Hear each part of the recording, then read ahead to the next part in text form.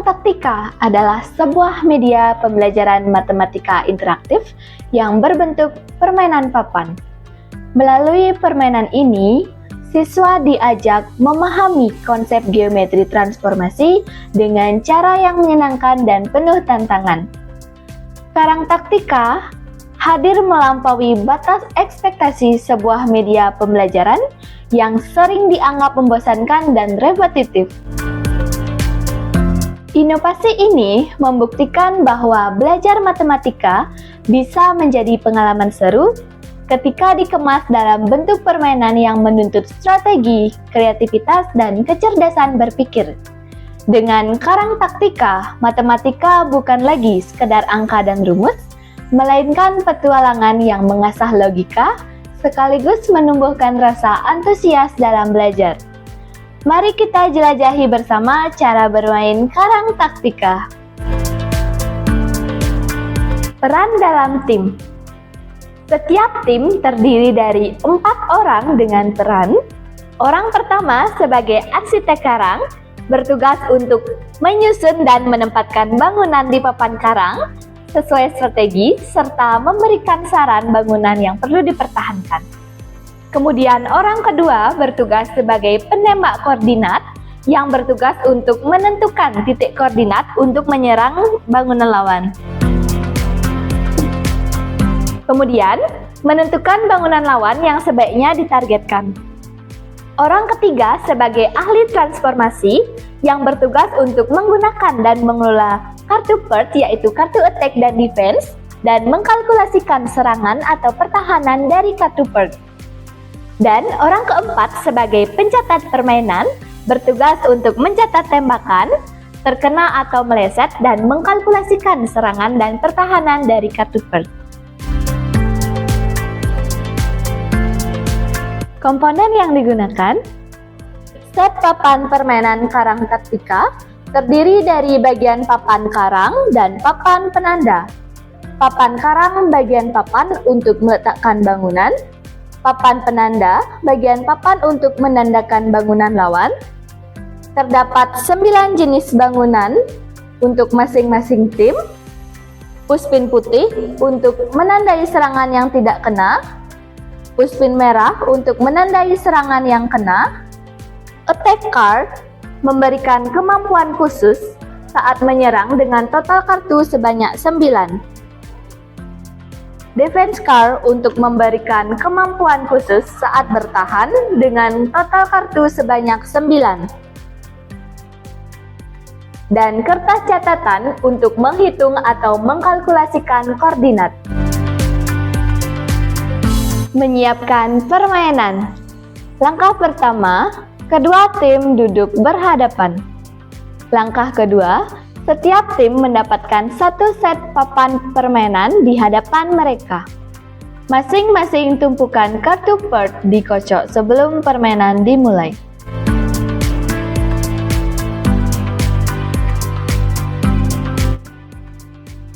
Setiap tim masing-masing mengambil 3 kartu attack card dan 3 kartu defense card.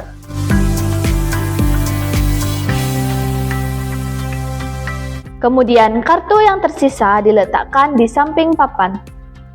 Arsitek karang menentukan strategi penempatan bangunan secara rahasia pada papan karang dan hanya bisa diketahui oleh tim tersebut.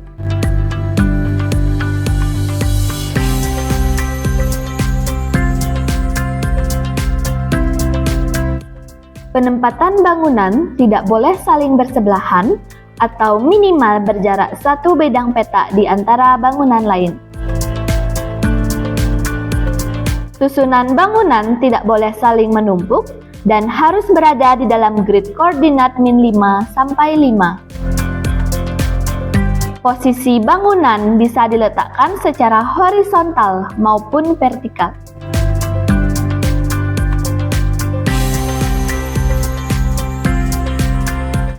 Apabila kedua tim telah memasang posisi bangunan masing-masing, maka permainan bisa dimulai. Mode permainan. Pada permainan Karang Taktika ada 3 mode permainan. Mode yang pertama yaitu mode puputan, di mana pemenang ditentukan oleh tim yang lebih dulu menghancurkan semua bangunan lawan. Yang kedua ada mode ulun pralaya, di mana pemenang ditentukan oleh tim yang lebih dulu menghancurkan bangunan sanggah. Kemudian yang ketiga ada mode tigang wanda, di mana pemenang ditentukan oleh tim yang lebih dulu menghancurkan 3 buah bangunan dari tim lawan. Cara bermain. Tim A dan tim B akan menentukan giliran tim mana yang menembak lebih dulu. Permainan diawali dengan penembak koordinat dari tim penyerang dengan menyebutkan satu titik koordinat.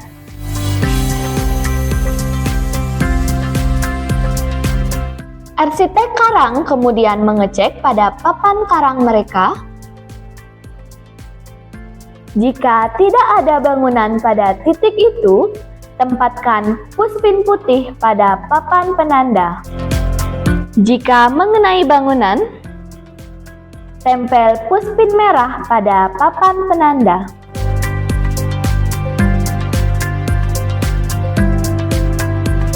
Jika tim mengenai bangunan, tim lawan wajib menyebutkan nama bangunan yang terkena.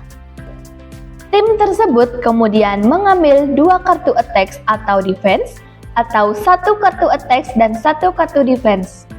Apabila tim mengenai sebuah bangunan utuh, lawan memberikan bangunan mereka yang runtuh sebagai penanda bangunan tersebut telah keluar dari permainan. Dan tim tersebut diperkenankan mengambil tambahan 1 kartu attacks atau defense. Pencatat permainan bertugas mencatat koordinat bangunan lawan dan bangunan sendiri yang terkena serangan, yang nantinya akan didiskusikan dengan tim, bangunan mana yang akan ditargetkan berikutnya, maupun bangunan yang perlu dipertahankan.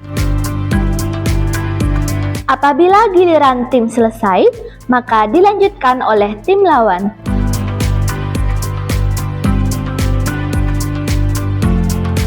Ahli transformasi bertugas untuk menyusun strategi kapan sebaiknya menggunakan kartu perk serta mengalkulasikan atau menghitung geometri transformasi dari kartu perk. Kartu perk attacks digunakan ketika tim dalam giliran menyerang dan kartu perk defense digunakan ketika tim dalam giliran bertahan.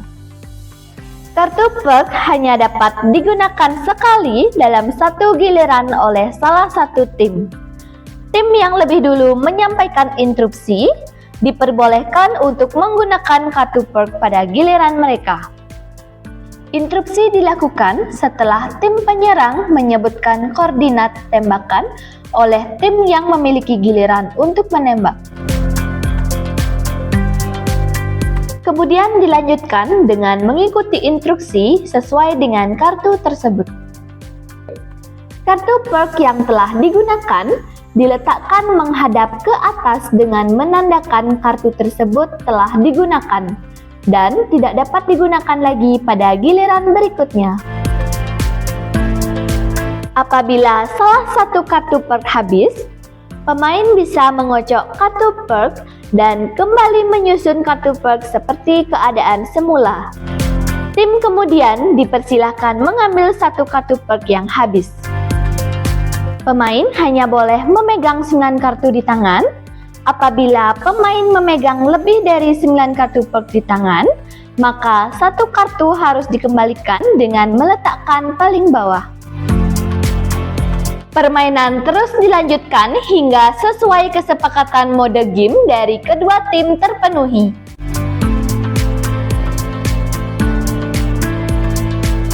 Bagaimana? Seru kan bermain Karang Taktika? Selamat mencoba!